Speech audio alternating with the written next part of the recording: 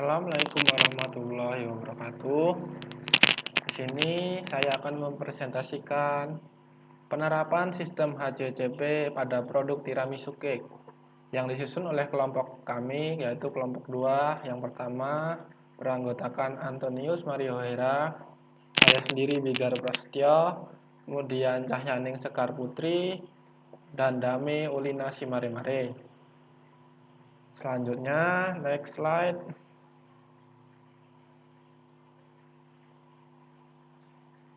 Kata pengantar, puji syukur kehadirat Tuhan Yang Maha Kuasa atas segala limpahan berkah dan rahmat sehingga penulis dapat menyelesaikan penyusunan tugas kelompok ini yang berjudul Penerapan Sistem HCCP pada Produk Tiramisu Cake dalam bentuk maupun isinya yang sangat sederhana. Dan penulis juga mengucapkan terima kasih kepada Bapak Dr. Ngasifuddin MSc DSc selaku dosen pengampu pada mata kuliah Hygiene and Sanitation. Berbagai pihak yang telah memberikan bantuan baik secara langsung maupun tidak langsung. Penulis menyadari bahwa tugas kelompok ini masih banyak kekurangan dan kelemahan. Tugas ini jauh dari kata sempurna. Hal ini disebabkan keterbatasan pengetahuan dan wawasan penulis. Next slide.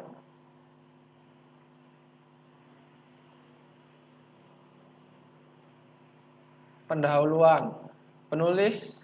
Penulisan tugas kelompok ini diajukan guna memenuhi tugas kuliah HCCP dalam mata kuliah Hygiene and Sanitation, yang dimana di dalamnya membahas tentang penerapan sistem HCCP pada produk tiramisu cake. Seperti yang kita ketahui, salah satu produk untuk memelihara kesehatan adalah dengan mengonsumsi bahan-bahan yang aman.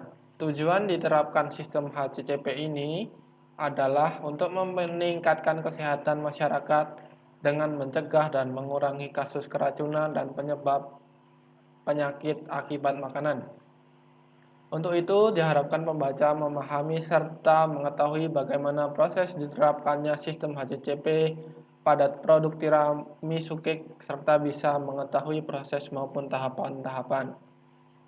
Topik menu ini penulis ambil dengan alasan tiramisu cake merupakan dessert yang diminati banyak orang dan memiliki kegagalan proses yang sangat rendah. Tiramisu cake juga memiliki kelebihan cita rasa yang manis dan tampilan yang menarik dan memiliki lapisan yang menarik mata. Slide selanjutnya akan disampaikan oleh Saudara Antonius Mario Hera. Terima kasih. Nama saya Antonius Mario Hera, dipanggil Mario, NIM 21813958879. Saya akan menjelaskan slide yang pertama adalah deskripsi produk. Nah, dessert sendiri adalah hidangan. Pengertian dari dessert sendiri adalah hidangan penutup yang merupakan bagian hidangan yang pada umumnya disajikan pada akhir makanan malam, yang biasanya sendiri terdiri atas makanan yang manis, walaupun kadang-kadang merupakan makanan yang memiliki cita rasa kuat seperti keju. Pengertian dari tiramisu. Tiramisu merupakan dessert yang berasal dari Italia, yang berarti pick me up atau ambil saya. Dessert ini memiliki karakteristik yang lembut dan rasa yang lezat, sehingga dessert ini menjadi terkenal dan banyak digemari. Tiramisu adalah dessert yang terdiri dari lapisan kue bernama ladyfinger, krim, aroma wangi kopi kental, serta taburan coklat yang mendominan. Kemudian karakteristik dari tiramisu cake ini adalah rasanya yang berdominan kopi dan coklat dan tampilannya yang berlayar sehingga menarik mata dan sangat cocok untuk dinikmati semua orang. Saran untuk penyimpanan tiramisu sendiri, karena memang tiramisu cake diproduksi tanpa menggunakan bahan pengawet sehingga memerlukan kemasan dan suhu penyimpanan yang tepat. Dan masa penyimpanan produk tiramisu sendiri adalah 1 minggu bila disimpan pada suhu lemari es 5-7 derajat Celcius. Kemudian adalah identitas target pembeli. Nah, dari kelompok kami sendiri kami buat 3, yakni target pembeli dibagi ke dalam 3 sektor. Yang pertama dari sektor segi geografis, yang kedua dari segi demografis, dan yang ketiga dari segi psikologis.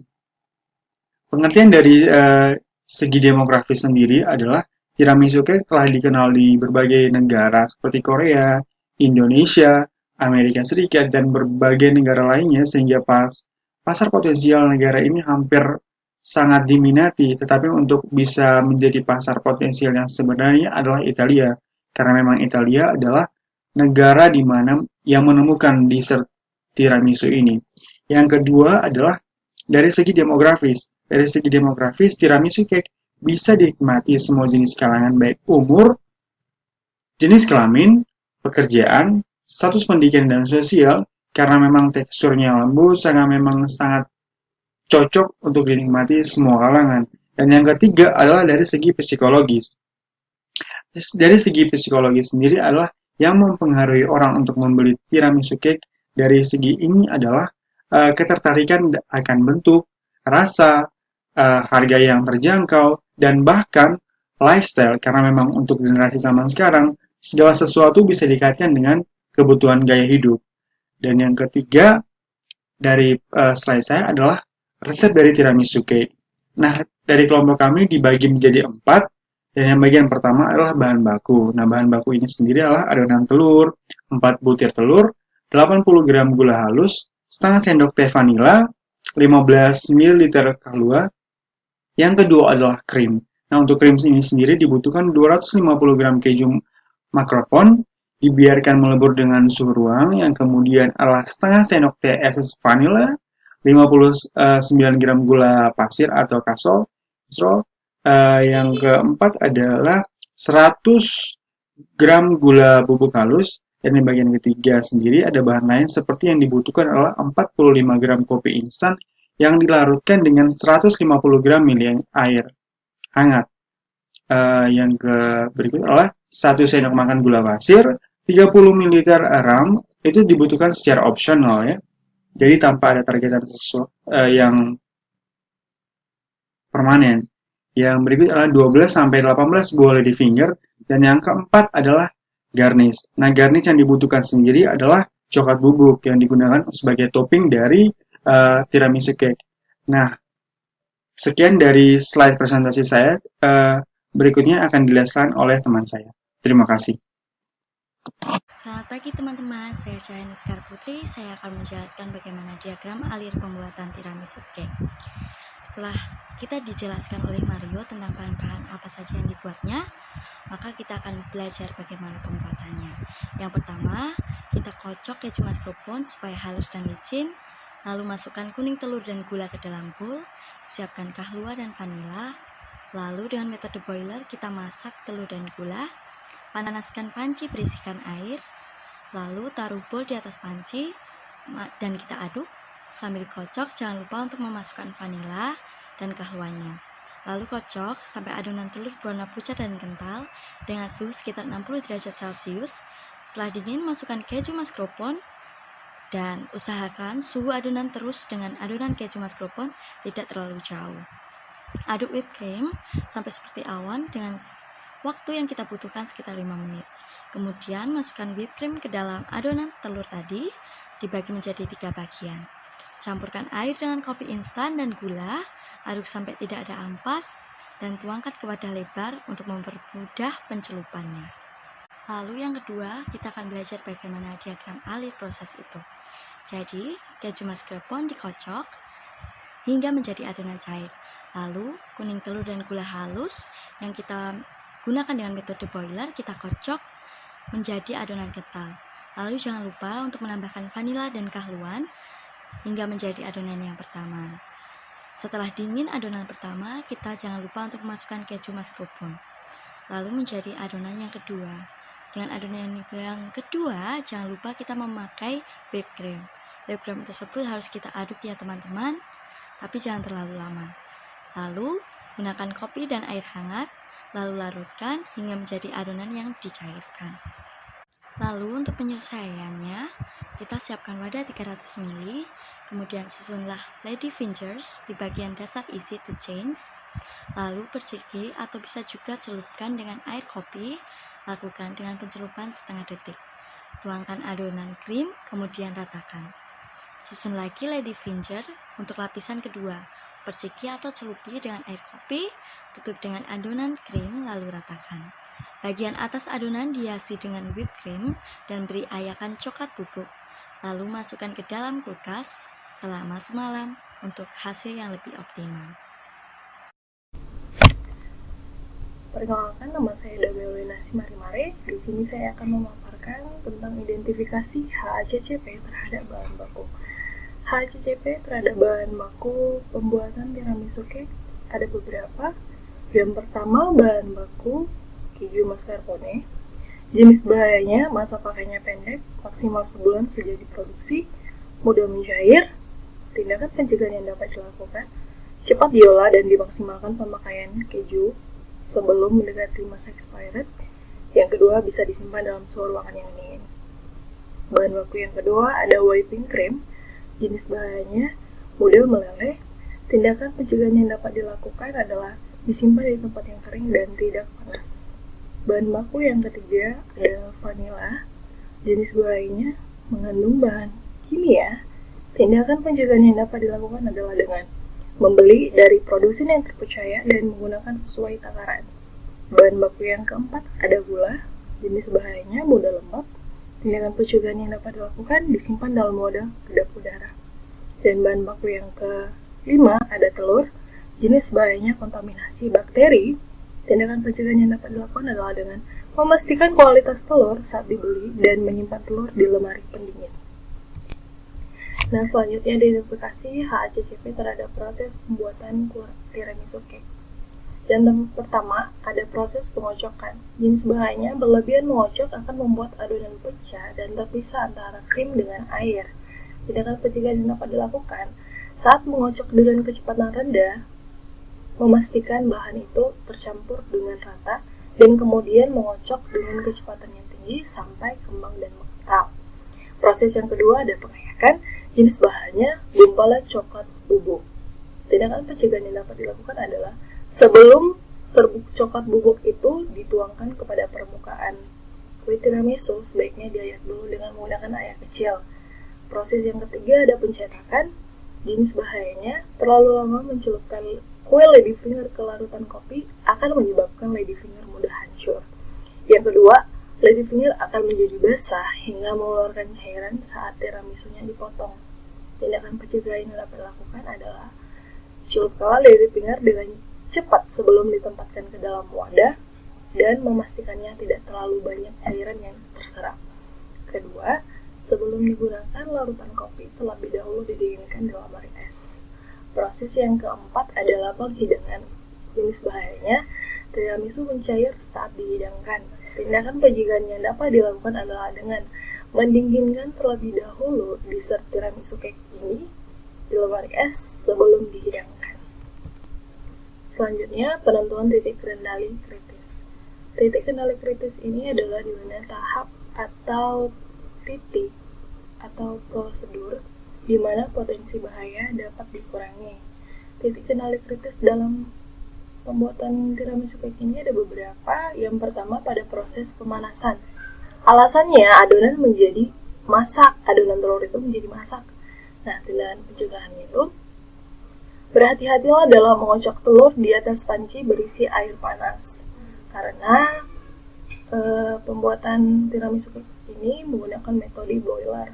Yang kedua, hindari dengan memanaskan yang terlalu lama.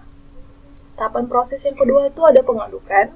Alasan, berlebihan dalam mengocok adonan dengan mixer dapat menyebabkan adonan menjadi tidak menyatu alias terpisah ya. Nah, pencegahannya itu dapat dilakukan dengan mixerlah dengan kecepatan yang sedang sampai kental dan mengembang, tetapi memastikan bahan tercampur dengan rata. Tahapan proses yang ketiga ada pencetakan. Alasannya, karena kue ladyfinger adalah kue yang daya serap air itu sangat cepat dan bisa mengakibatkan kue mudah hancur.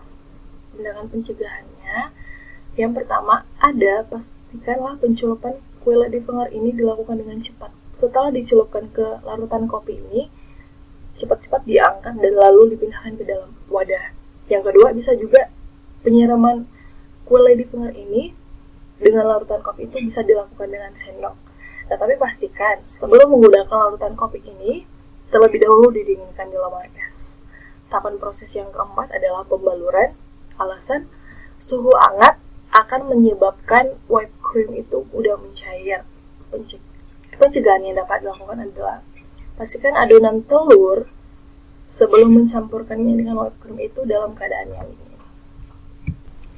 Selanjutnya, penentuan batas kritis.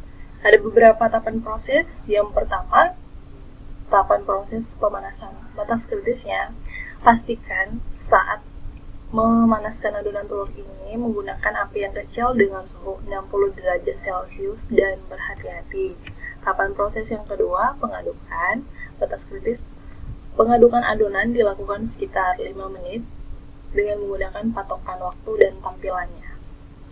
Tahapan proses yang ketiga adalah pencelupan. Batas kritisnya, pencelupan dilakukan dengan cepat antara 1 sampai dengan 2 detik. Yang terakhir, tahapan proses pendinginan. Batas kritisnya, dessert tiramisu ini didinginkan terlebih dahulu sebelum dihidangkan, didinginkan dengan suhu 5 sampai dengan 7 derajat Celcius. Kesimpulan dari pembuatan tiramisu cake ini adalah tiramisu cake ini dapat dibuat dengan bahan yang simpel dan bahkan tidak menggunakan oven.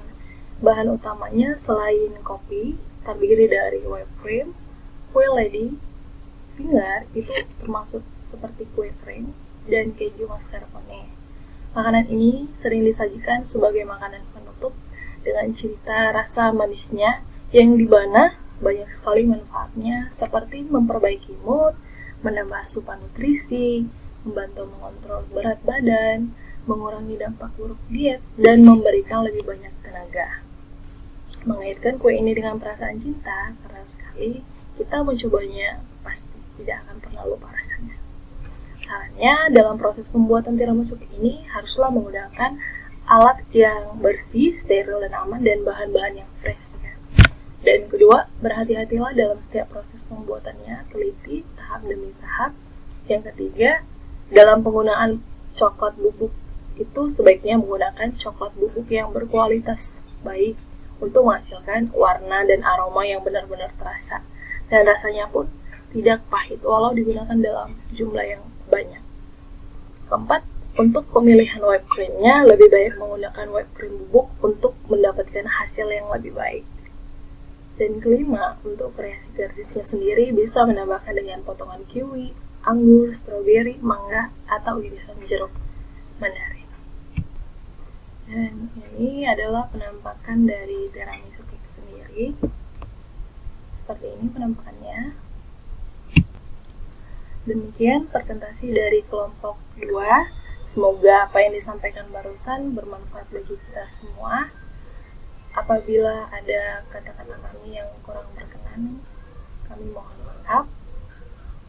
Semoga kita tetap sehat selalu dan jangan lupa memakai masker ketika kita hendak pergi. Atas perhatiannya kami ucapkan terima kasih.